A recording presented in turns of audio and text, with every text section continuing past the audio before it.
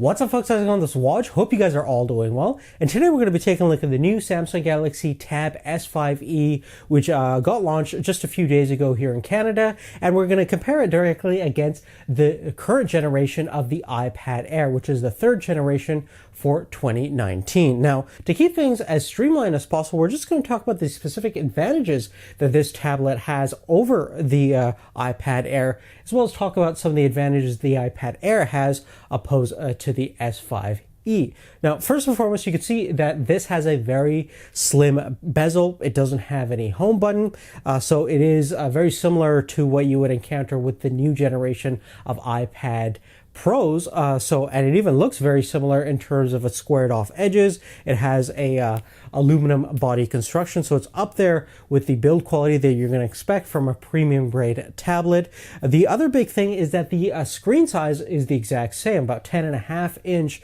but this has a smaller footprint. And if you look side by side, you can also see that it's slightly thinner. This is about 5.5 millimeters in thickness versus 6.1 millimeters in thickness. The Samsung is also about 50 grams lighter, which definitely makes a huge difference in the hand. And unlike the iPad Air, you can actually hold it with one hand like you see me doing right now, which is fairly difficult on the current generation iPad Air, mostly due to the fact that it's a 4:3 aspect ratio versus this is a 16:10 aspect ratio. Now that definitely has its advantages when it comes to watching videos. You're going to have less bars on the top and bottom of the display, which is awesome if you're going to watch TV, movies, things like that, versus you're going to encounter large bars on the top and bottom on the iPad. For web browsing, certainly the 4:3 aspect ratio has its advantages. Now, when it comes to the display quality itself, which is the main selling feature, I think, on any smartphone or tablet, this definitely has an awesome display, as you would expect from a premium grade Samsung product.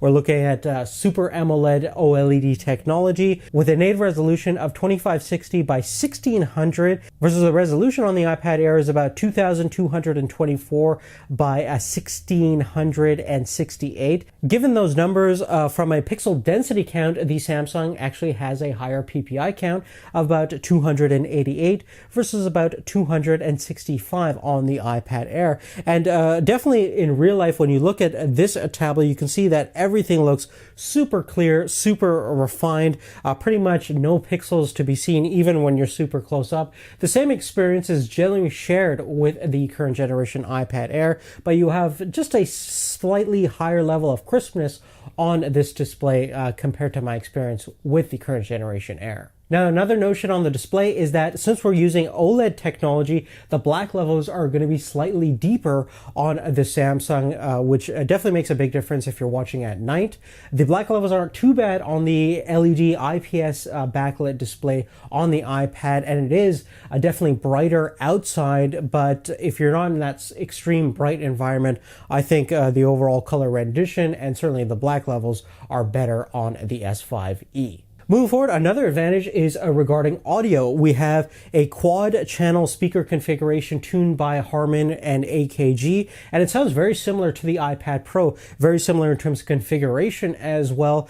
This is actually, in a lot of ways, a mini version of the iPad Pro in terms of design, overall form factor, and certainly the speakers sound very similar. And plus we have USB Type-C integration versus we're still using Lightning connectivity on the iPad.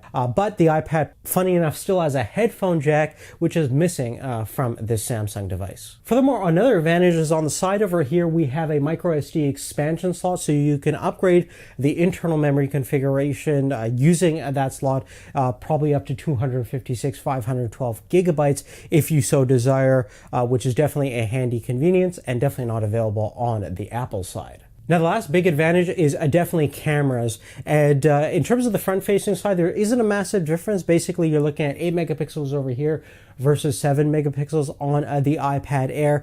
But it's really at the back where things make a huge difference. We have 13 megapixel stills opposed to 8 megapixels on the iPad. And more importantly, we have full 4K video quality at 30 FPS versus we're still locked to 1080p on the iPad Air current generation, which is definitely really upsetting to see. If you're going to shoot any 4K video, it's pretty much not available in the latest version of the iPad Air, versus you do have that capability on this thing, and the video quality is certainly a lot better, as you can see from the side-by-side comparison. Now, certainly one of the biggest advantage on the iPad side, definitely for me, has to be the internal specification. With the A12 Bionic processor, based on our benchmark results, it's definitely a lot faster than the Snapdragon 670 octa-core chip that's in the S5e. If you take a look at the Antutu benchmarks over here, you can see that we're getting well over 370,000 points, versus we're getting around 146,000 points on the S5e, and the Geekbench results also mirror those fairly well. Basically, the multi-core performance is around 5,700, single-core performance is around 1,700 on the Samsung, versus with the A12 Bionic processor on the iPad Air, we're looking at 4,700 for the single-core and about 11,000 points for the multi-core processor. So it's definitely safe to say at least twice as fast as the Samsung, and that definitely shows when editing videos, multitasking. The Samsung does like to tend up to kind of hang in certain applications. Although you can still game on it, you can do a lot of things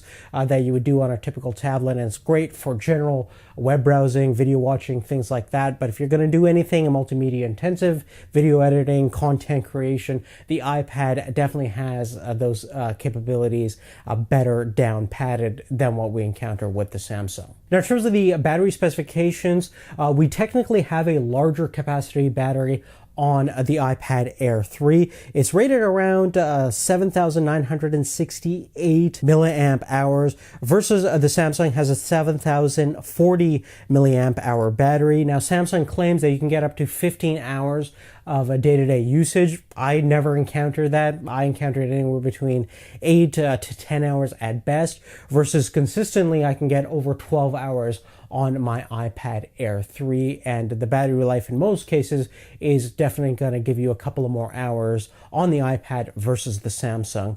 Now, at the end of the day, if you're going to use these as laptop replacement tablets, certainly with the iPad, you have better keyboard options at the moment. There's a lot of third-party Bluetooth keyboards that you can buy that will work and fit with the S5e, but official support is still kind of limited at this point. But eventually there'll be a cover with a Folio keyboard designed for the S5e that will make a good kind of a laptop replacement device if you want to do a little bit of typing with a physical keyboard on these tablets. In the meantime, I definitely think the iPad Air is a more powerful machine, certainly has more internal capabilities from a processor standpoint, but from a value perspective, you're looking at about $100 less right now. If you want to get into the S5e, you can get one for under $400, versus you're looking around high 400s, just shy of $500 for the entry level version of the iPad Air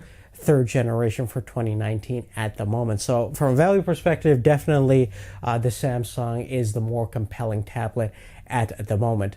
In the meantime, I want to definitely thank you guys so much for watching. Please give us a thumbs up if you like this video, and make sure you have post notifications turned on so that way you can get our videos once they become available. I want to thank you guys so much for watching. Thank you for your support, and definitely let me know what you think is the better tablet and what's the best tablet right now in the market. Love to hear your thoughts, and we'll see you later. Take care.